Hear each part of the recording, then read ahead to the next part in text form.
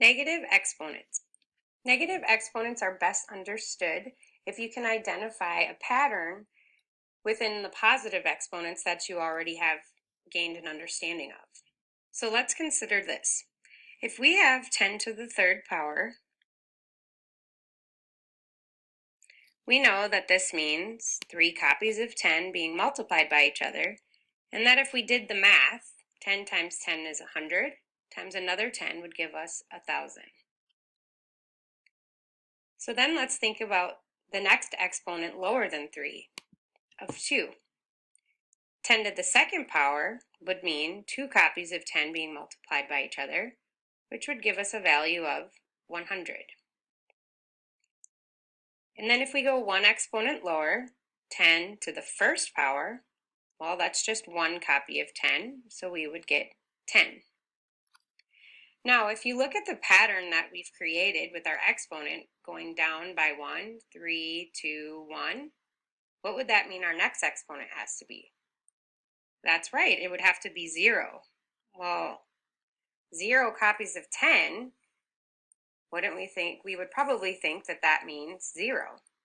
But there's another pattern that exists. If you look at the values over here of 10 to the third, and then 10 to the second, and then from 10 to the second to 10 to the first, what do you see?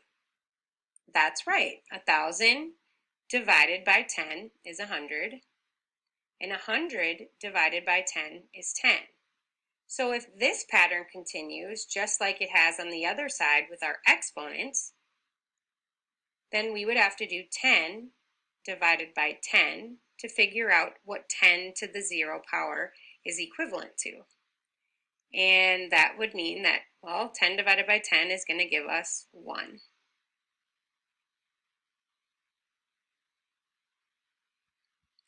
Okay, so if we continue this pattern, then we should be able to figure out, well, 3, 2, 1, 0, our next exponent would be 10 to the negative first power. Well, if we take 1 and we divide it by 10, what do we get? That's right, we get 1/10. And if we wanted to find 10 to the negative second power, again, we would take our product and divide it by 10 again. Well, 1/10 divided by 10 is going to be 1/100th. So then 10 to the negative third power, well, if we divide by 10 again, we should get 1/1000th.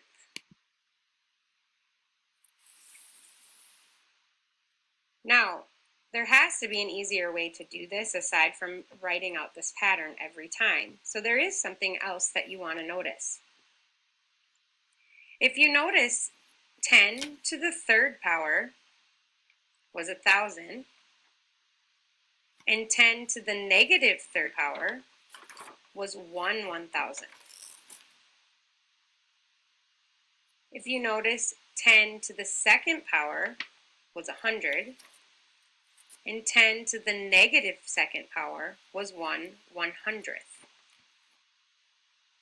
And then again, it works with 10 to the first power.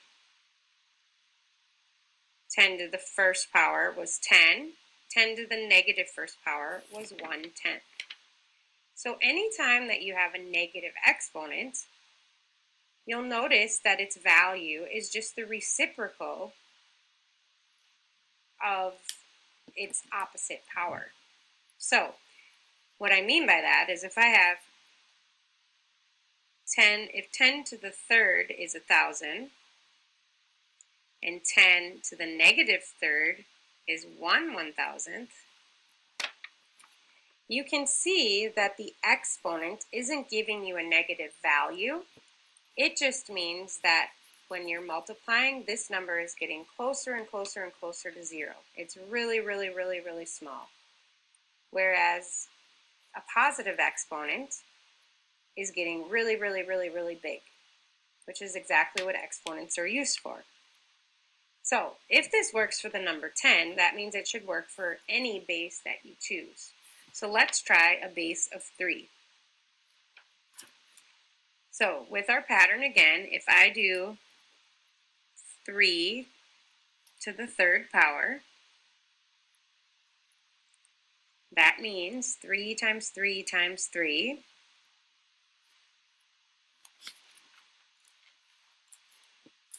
which would give us 27. And if I do 3 to the second power, well, 3 times 3 is 9. 3 to the first, well, one copy of 3 is just 3. So now we're going to move down to 3 to the 0 power. Well, first we have to find a pattern. Now remember, exponents is just repeated multiplication. So we have to use the inverse of multiplication to find our pattern. How do we get from 27 to 9? We divide by 3. How do we get from 9 to 3? Again, we divide by 3. And notice that 3 is our base. Just like on the last problem, when we were dividing every time, we were dividing by 10, which was the base of all of our original exponential numbers. So if we continue this pattern and we divide by 3, we end up with 1. So you can see that whether it's 10 to the 0 power equaling 1, or 3 to the 0 power, it's going to equal 1 because of the pattern, which means our pattern should carry on with our negative exponents. Well, what's 1 divided by 3? 1/3. And so that means 3 to the negative second power is going to be 1/9. And 3 to the negative third power is going to be 1/27. So anytime that you have an exponent that is negative, it's just the reciprocated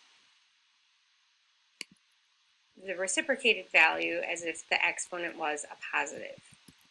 And you can see that in this example here. Again, 3 to the third, 3 times 3 times 3 is 27, we get 27. 3 to the negative third is 1/27. So from this pattern that works with any base number, we can conclude two things. Any number x to the 0 power is always going to equal 1 because of this pattern that exists.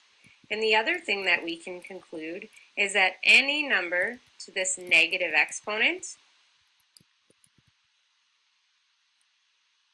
is going to be written as its reciprocal.